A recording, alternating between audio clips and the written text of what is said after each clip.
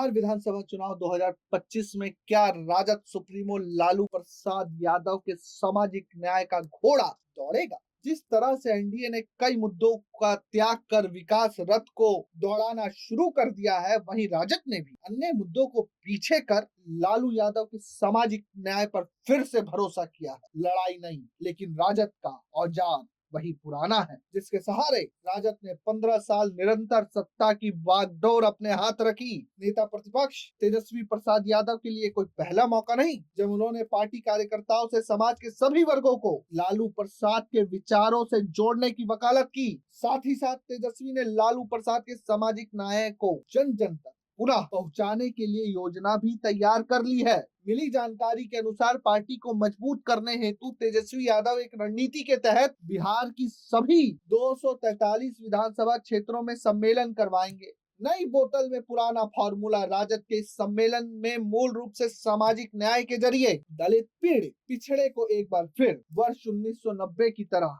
एक सूत्र में पिरोने की कवायद की जाएगी। इस सम्मेलन के पहले पार्टी के हार्डकोर सदस्य गांव-गांव जाकर सामाजिक न्याय का अलख जगाने का काम करेंगे। राज्य के 243 विधानसभा में सामाजिक न्याय सम्मेलन कर राजद सामाजिक न्याय की चिंता को घर घर तक पहुंचाकर लालू यादव के कथित स्वर्णिम काल की ओर वापसी का प्लान बना रही है। दरअसल नेता प्रतिपक्ष तेजस्वी यादव का प्लान है कि सामाजिक न्याय की पिच पर रोजगार, न्याय, भाईचारा के विषयों पर जमकर बैटिंग की जाए। तेजस्वी की सोच ये है कि सोशल मीडिया और अन्य प्लेटफॉर्म पर एनडीए जिस अफवाह का साम्राज्य फैलाकर चुनावी जीत का समीकरण ढूंढ रही है, उसके बरकस हम उनका मुकाबला संगठन, दल के विचार, पुरखों की विरासत, विचार और सामाजिक न्याय की सोच को लेकर लालू के मजबूत नेतृत्व के साथ आगे बढ़ेंगे। मुद्दों की राजनीति के आधार पर जनता के बीच जाकर